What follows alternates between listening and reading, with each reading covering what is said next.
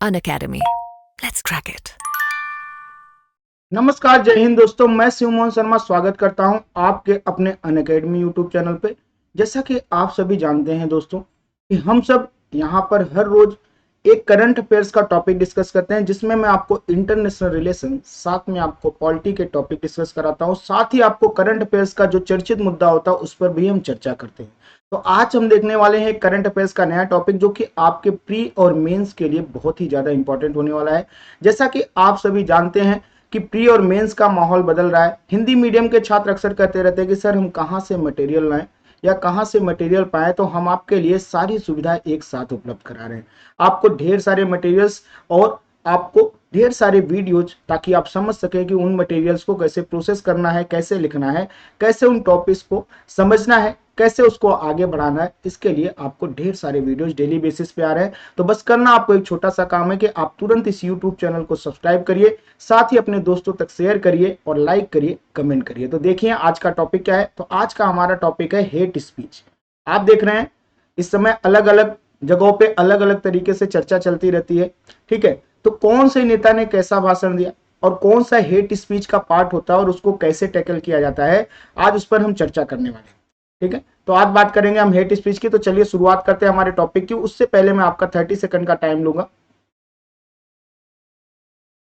अगर आप अनअकैडमी पे मान लीजिए किसी चीज में एडमिशन लेना चाहते हैं, क्योंकि अनअकैडमी इस समय बहुत ही ज्यादा आपको डिस्काउंट दे रहा है और बहुत ही अच्छे सब्सक्रिप्शन आपको मिल रहे हैं, बहुत ही सस्ते में मिल रहे हैं। तो अगर आपको एक्स्ट्रा डिस्काउंट चाहिए तो आप इस CU5 कोड का उपयोग कर सकते हैं, जिससे कि आपको अनअकैडमी पे खास करके यूपीएससी के लिए या स्टेट पीएससी के लिए या अदर एग्जामों के लिए आपको बहुत अच्छा डिस्काउंट मिलेगा अगर आप इस कोड का उपयोग करेंगे। CU5 का उपयोग कर सकते हैं आप। जब भी CU5 का उपयोग करेंगे आपको अनअकैडमी की तरफ से बहुत ही अच्छा डिस्काउंट मिलेगा। तो चलिए देखते हैं आज का हमारा टॉपिक शुरू करते हैं बिना टाइम वेस्ट किए हुए। तो सबसे पहले बात कर लें कि हुआ क्या है, पहले उस पर चर्चा करें कि एसोसिएशन फॉर डेमोक्रेटिक रिफॉर्म्स और नेशनल इलेक्शन वॉच के हालिया विश्लेषण से पता चलता है कि भारत में बड़ी संख्या में सांसदों के खिलाफ नफरत फैलाने वाले भाषण के मामले दर्ज हैं, ठीक है। तो कौन निकाल रहा है data? ADR, association for democratic reforms और नेशनल इलेक्शन वॉच ने क्या एक विश्लेषण किया कि भारत में बड़ी संख्या में सांसदों के खिलाफ नफरत फैलाने वाले भाषण के मामले दर्ज हैं। यानी कि क्या करते हैं, अलग अलग क्षेत्र में चुनावी रणनीति के तहत क्या करते हैं लोग, बहुत ही ज्यादा हमने देखा है कि किस तरह से काम कर लेते हैं, इस तरह से काम करते हैं जिसकी वजह से बहुत ही बार कुछ ऐसी बातें हो जाती है जिससे कि माहौल खराब होने लगता है, ठीक है। और ये माहौल खराब होने का मतलब क्या है, नफरत फैलाने की बात हो रही है, ठीक है। और ऐसे मामलों में बहुत सारे नेताओं पर, ठीक है, केसेस दर्ज हैं, इसकी चर्चा हो रही है। बात करें कुल 107 सांसद, ठीक है, जो संसद सदस्य हैं और विधानसभा सदस्यों विधायकों के खिलाफ नफरत फैलाने वाले भाषण के मामले दर्ज हैं। आप देख रहे हैं बहुत बड़ी संख्या है, 107 अगर आप देखने जाएं तो एक बहुत बड़ी संख्या है कि इतने सारे लोगों के खिलाफ क्या है, आपके नफरत फैलाने वाले भाषण के मामले दर्ज है, जिसको हेट स्पीच का ही पार्ट माना जाता है। ऐसे निष्कर्ष सत्ता के पदों पर बैठे लोगों के बीच नैतिक आचरण की आवश्यकता को उजागर करते चलते हैं, ठीक है। यानी कि जब आपको सत्ता पानी हो तो आप किस हाल पे चले जाते हैं, आप वो जो नैतिक आचरण है, ठीक है, उसको भूलकर कुछ ऐसी बात करते हैं जिसकी वजह से समाज में क्या हो रहा है, समाज में व्यापक तौर पर एक अराजकता फैल रही है और इसकी आवश्यकता नहीं है। और ये चर्चा हम कर रहे हैं किससे, द इंडियन एक्सप्रेस का एक लेख छपा हुआ है हेट स्पीच पे, उस पर चर्चा कर रहे हैं, क्योंकि आप जानते हैं इंडियन एक्सप्रेस और द हिंदू से बहुत सारे क्वेश्चंस आपके प्री और मेंस के लिए इंपॉर्टेंट हो जाते हैं। तो हम उन टॉपिक्स को कवर करेंगे जो कि ऐसे टॉपिक हैं जो कि आपके लिए इंपॉर्टेंट है। तो आइए बात करें आगे। तो आप समझ गए होंगे कि किस पे चर्चा हो रही है। तो आइए देखते हैं हुआ क्या है कि न्यू वर्ष 2002 से शुरू एक राष्ट्रव्यापी अभियान है न्यू, ठीक है, जिसमें 1200 से अधिक गैर सरकारी संगठन, एनजीओ और अन्य नागरिक नेतृत्व वाले संगठन शामिल है, ठीक है, जो भारत में चुनाव सुधार की बात करते हैं, लोकतंत्र एवं शासन में सुधार पर एक साथ मिलकर काम कर रहे हैं। यानी कि क्या कर रहे हैं, चुनाव में सुधार हो, जैसे हेट स्पीच जैसी घटनाएं कम घटे, ठीक है, लोग थोड़ा सा सेंसिटिव होकर बात करें, किसी मुद्दे पर बात करें, चाहे वो नेता हो, चाहे मंत्री हो या कोई हो, ऐसी सब बातें। लोकतंत्र एवं शासन में सुधार होने का मतलब है कि आपके लोकतंत्र, लोकतांत्रिक संगठन जो है वो अच्छे से चले, लोकतांत्रिक संस्थाएं अच्छे तरीके से चले, शासन में सुधार हो, भ्रष्टाचार में कमी आए और भी लाल फीताशाही में कमी, इन सब की बात हो रही है। एडीआर एक भारतीय और गैर सरकारी संगठन है जिसकी स्थापना 1999 1999 में कहां की गई थी? दिल्ली में की गई थी, जो कि यह डेटा निकाले, उसी के डेटा के आधार पर हम आज विश्लेषण करने वाले। आइए बात करें हेट स्पीच, पहले देख लेते हैं होता क्या है। सबसे पहले बात करेंगे हेट स्पीच की। भारत के विधि आयोग की, ये याद रखिएगा कौन सी रिपोर्ट है, नंबर बहुत पूछे जाते हैं। तो 267वीं रिपोर्ट में घृणास्पद भाषण को, यानी कि घृणा से पैदा होने, घृणास्पद का मतलब यानी कि कुछ ऐसी बात करना जिसकी वजह से समाज में अराजकता फैले, दो कम्युनिटीज में आपस में झगड़े हों, दो जातियों में आपस में झगड़े शुरू हो जाए, ऐसी सब बातें, ठीक है। घृणास्पद भाषण को मुख्य रूप से नस्ल, जातीय, लिंग, यौन अभिविन्यास, धार्मिक विश्वास या इसी तरह के संदर्भ में परिभाषित व्यक्तियों के एक समूह के खिलाफ नफरत को उकसाने वाला बताया गया है। यानी किस सेंस में? किसी नस्ल के खिलाफ, कि आप मतलब इस जगह के हैं तो आप इस तरह के होंगे ही होंगे। जातीयता कि ऊंची जात, छोटी जाति, एससी एसटी, ओबीसी या जनरल का आपस का झगड़ा, ठीक है। लिंग की बात, लैंगिक समानता की बात की नहीं, औरतें ये काम नहीं कर सकती, आदमी ये काम कर सकते, इस तरह की बातें। यौन अभिविन्यास यानी कि किसी को प्रॉपर वे में, ठीक है, टारगेटेड वे में इस तरह से करना कि वो क्या करे, किसी भी लिंग के ऊपर किसी तरह का कमेंट करना जिससे कि क्या हो, समाज में एक अराजकता व्याप्त हो। धार्मिक विश्वास सबसे ज्यादा इसी पर होता है। धार्मिक विश्वास कि आप किसी के भगवान को या आप किसी के, ठीक है, फॉलोअर्स को, किसी भी मंदिर, चर्च, मस्जिद, गुरुद्वारा, ऐसी चीजों को कुछ भी इस तरीके से बात करना जिसकी वजह से समाज में अराजकता फैले, ठीक है। भाषण का यह संदर्भ यह निर्धारित करने के लिए महत्वपूर्ण है कि यह नफरत फैलाने वाला भाषण है या नहीं। इन सारी चीजों को जब आप विश्लेषण करेंगे तो आपको पता चलेगा कि क्या वो नफरत फैलाने वाला यानी कि हेट स्पीच के काउंट हो रहा है कि नहीं हो रहा है। इस रिपोर्ट के आधार पर इसको समझाया गया। यह नफरत, हिंसा और भेदभाव, असहिष्णुता को उकसाकर लक्षित व्यक्तियों, समूहों के साथ बड़े पैमाने पर समाज को नुकसान पहुंचा सकता है।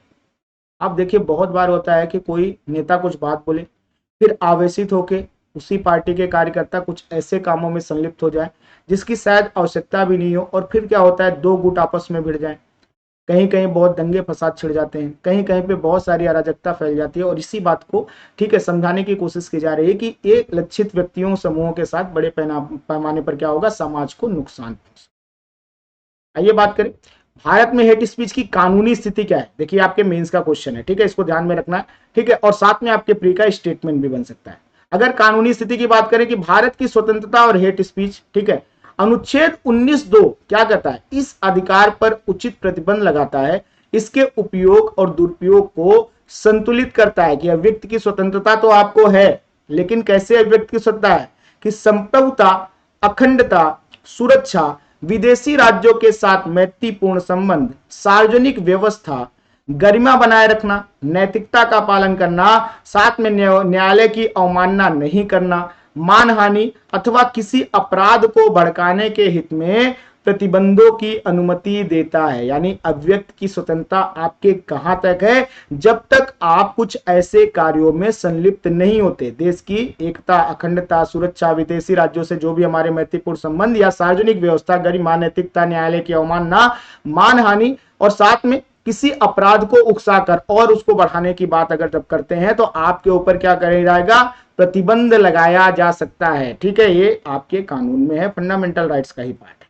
बात करें अगर आगे भारतीय दंड संहिता में इसको कैसे दिखाया गया, तो भारतीय दंड संहिता की बात करें तो आईपीसी की धारा 153A प्लस 153B क्या आती है, समूहों के बीच शत्रुता और घृणा उत्पन्न करने वालों को दंडित करना। कि दो ग्रुप के बीच में अगर आप लड़ाई लगवा रहे हैं, दो ग्रुप के बीच में आप ऐसे कुछ भाषण देके, ऐसी कुछ बातें करके उकसा के क्या कर रहे हैं, दंगा फसाद करवा रहे हैं, तो आपको 153A 153B आईपीसी की धारा के तहत दंडित किया जाएगा। वहीं अगर बात करें आईपीसी की धारा 295A क्या कहती है, तो दंडात्मक कृत्यों से संबंधित जो जानबूझकर अथवा दुर्भावनापूर्ण उद्देश्य के एक वर्ग के व्यक्तियों की धार्मिक भावनाओं को ठेस पहुंचाते हैं, तो ऐसे में भी आपके ऊपर कार्यवाही की जाएगी। धार्मिक भावनाओं वाला कौन सा हो जाएगा, आईपीसी की धारा 295 है, इसको याद करिएगा क्योंकि आजकल इस पर मुद्दा बहुत चल रहा है। बात करें अगर धारा 505(1) साथ में धारा 505(2), ऐसी सामग्री के प्रकाशन और प्रसार को अपराध मानना जो विभिन्न समूहों के बीच दुर्भावना या घृणा उत्पन्न कर सकती है। यानी कि ऐसे भी, ठीक है, बहुत बार क्या होता है, पोस्टर लगा के बहुत बार क्या होता है लोगों को भड़काने की कोशिश की जाती है, बहुत बार क्या होता है कहीं कुछ ऐसी चीजें छाप दी जाती है, कहीं कुछ ऐसे पेपर बांट दिए जाते हैं जिसकी वजह से दो गुटों के बीच झगड़ा शुरू हो जाता है। तो ऐसे में भी आपके ऊपर आईपीसी की धारा 505(1), 505(2) के तहत क्या किया जा सकता है, कानूनी कार्यवाही की जा सकती है।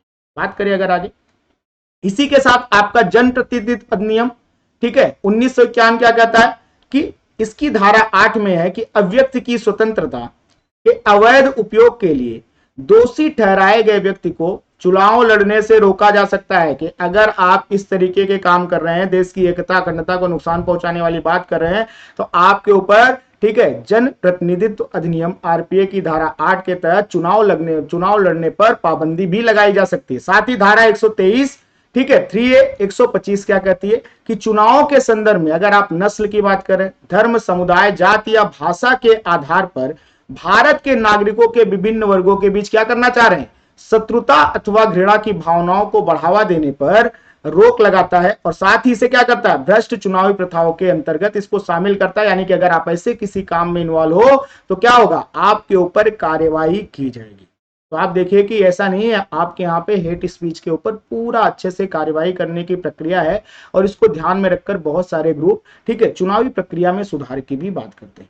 बात करें अगर अनुसूचित जाति एवं अनुसूचित जनजाति अत्याचार निवारण अधिनियम 1989, इसमें भी क्या लिखा हुआ है कि सार्वजनिक रूप से किसी भी स्थान पर अनुसूचित जाति या अनुसूचित जनजाति को लक्षित घृणा करके, ठीक है, अगर टारगेटेड करके, ठीक है, अगर इनको आप टारगेटेड करके क्या कर रहे हैं, घृणास्पद भाषण यानी इनके खिलाफ कोई ऐसी भाषण दे रहे हैं तो आप पर प्रतिबंध लगाता है। ठीक है, आप पर प्रतिबंध लगाया जा सकता है, आप पर कानूनी कार्यवाही भी की जा सकती है। देखिए यहां पे भी ये दिया हुआ है। साथ में नागरिक अधिकारों का संरक्षण अधिनियम 1955 क्या कहता है ऐसे मामले में कि यह मौखिक अथवा लिखित शब्दों के माध्यम से, मतलब बोल के भी लिख के भी, या संकेतों या दृश्यों द्वारा, प्रस्तुतियों द्वारा, या आप कुछ नाटक करके या आप कुछ ऐसे संकेत करके या आप कुछ ऐसे दृश्य दिखाकर अथवा अस्पृश्यता को उकसाने और प्रोत्साहित करने पर, ठीक है, क्या किया जाएगा, आपके लिए दंड का प्रावधान किया जाएगा। अस्पृश्यता आपके यहाँ पे आर्टिकल 17 के तहत वैसे भी पनिशेबल है।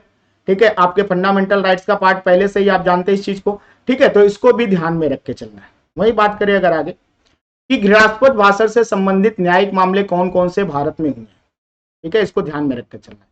तो सबसे पहले बात करेंगे शाहीन अब्दुल्ला बनाम भारत संघ और अन्य 2022 लेटेस्ट मामला है, आ सकता है, इसको समझ के याद करके चलिए। भारत के सर्वोच्च न्यायालय ने कहा कि जब तक विभिन्न धार्मिक समुदाय सद्भाव से रहने के लिए सक्षम नहीं होंगे तब तक बंधुत्व स्थापित नहीं हो सकता। पहली चीज, ठीक है, आपस में अगर आप लड़ाई झगड़ा करते रहेंगे, कोई सद्भाव नहीं रहेगा तो बंधुत्व की भावना हो ही नहीं सकती। दूसरा बात, सर्वोच्च न्यायालय ने देश में नफरत फैलाने वाले भाषणों की बढ़ती घटनाओं पर चिंता व्यक्त की और साथ में क्या कहा, सरकारों एवं पुलिस अधिकारियों को औपचारिक शिकायत दर्ज होने की प्रतीक्षा किए बिना, कि भाई आपके पास कोई आके शिकायत दर्ज कराए कि देखिए इनकी वजह से ऐसा हो गया, इसकी प्रतीक्षा किए बिना ऐसे मामलों में अगर आपको लग रहा है कि हाँ यहां पर इस तरह की स्थिति पैदा हुई, किसी ने इस तरह की बात की और दंगा फसाद हो सकता है, तो स्वतः कार्रवाई करने का निर्देश देना चाहिए। यानी कि तुरंत एक्शन मोड में आके खुद ही कार्रवाई कर लेनी चाहिए, ना कि प्रतीक्षा करनी चाहिए कि आके कोई कंप्लेन करे। बात करें अगर आगे, दूसरा मामला क्या है, प्रवासी भलाई संगठन बनाम भारत संघ 2014 का मामला। क्या हुआ, सर्वोच्च न्यायालय ने नफरत हेट स्पीच को दंडित नहीं किया क्योंकि यह भारत में किसी भी कानून में मौजूद नहीं है। सर्वोच्च न्यायालय ने ऐसा कहा। इसके बजाय सर्वोच्च न्यायालय ने न्यायिक अतिरेक के विवाद से बचने के लिए विधि आयोग से इस मुद्दे का समाधान करने का अनुरोध किया कि इसके लिए भी कुछ कानून देखिए विधि आयोग को बोला।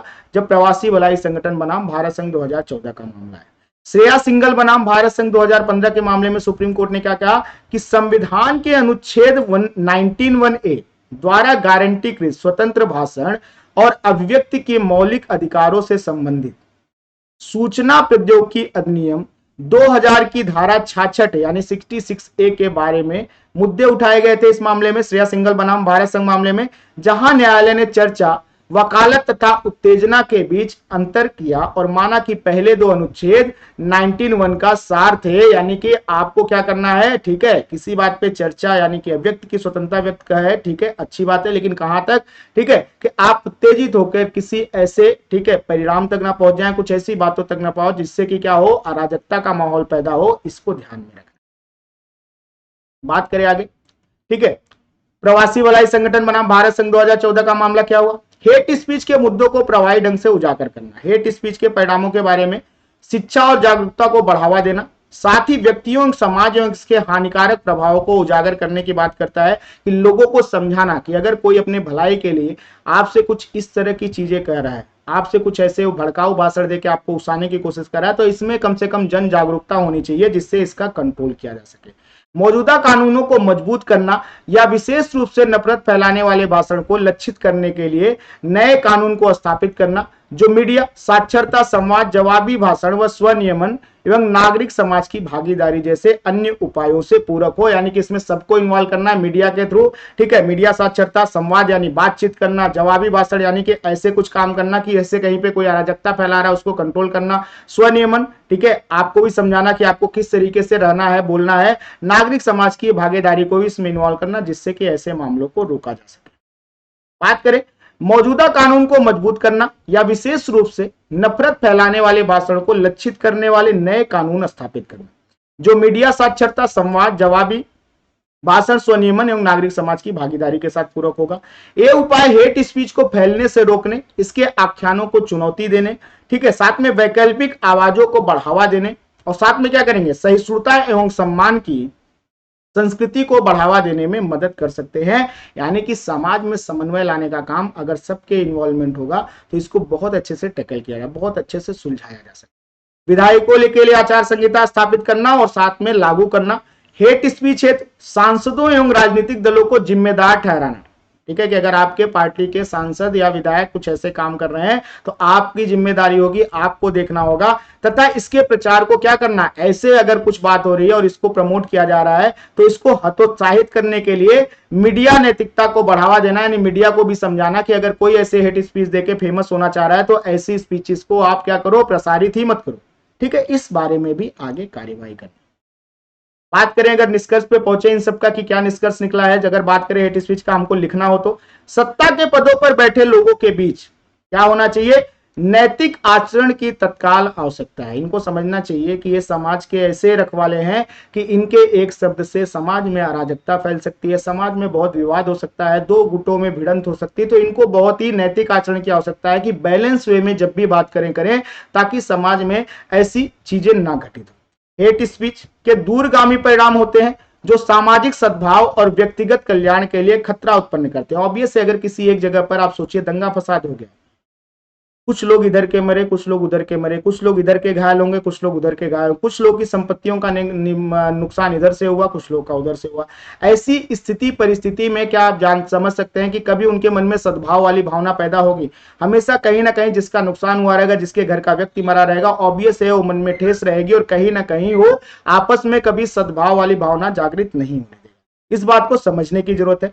इस मुद्दे को प्रभावी ढंग से संबोधित करने के लिए शिक्षा को बढ़ावा देना, कानून को मजबूत करना, ठीक है, लोगों में शिक्षा बढ़ाना, जागरूकता पैदा करना, कानून को मजबूत करना, साथ में आचार संहिता लागू करना, देश में आचार संहिता को कड़ाई से लागू करना कि नेता क्या भाषण देंगे, किस लेवल पे भाषण देंगे और कैसे उनके शब्द होंगे, साथ में सहिष्णुता, आपस में एक दूसरे में सद्भाव की भावना, सम्मान एवं जिम्मेदार शासन की संस्कृति को बढ़ावा देने में आवश्यक कदम है, इसको देख के चलना है। ठीक है, तो ये आज के आपका निष्कर्ष था। इसको ध्यान में रखना है कि हेट स्पीच क्या होती है, उसके कानूनी मुद्दे कौन कौन से, आपके एग्जाम में कैसे लिखना है, इसको समझ के चलना है। तो चलिए आज का वीडियो यहीं पे समाप्त हो रहा है। अगर अभी तक आपने इस YouTube चैनल को सब्सक्राइब नहीं किया तो तुरंत आप इस YouTube चैनल को सब्सक्राइब करिए। साथ ही आप क्या करेंगे, इसको शेयर करेंगे अपने दोस्तों तक और लाइक और कमेंट भी करिए, जिससे कि हमें पता चल सके कि आपको यह वीडियो कैसा लग रहा है।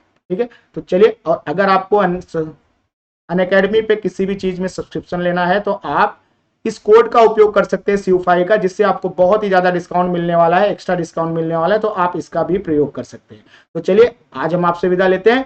आप सभी को नमस्कार, जय हिंद दोस्तों।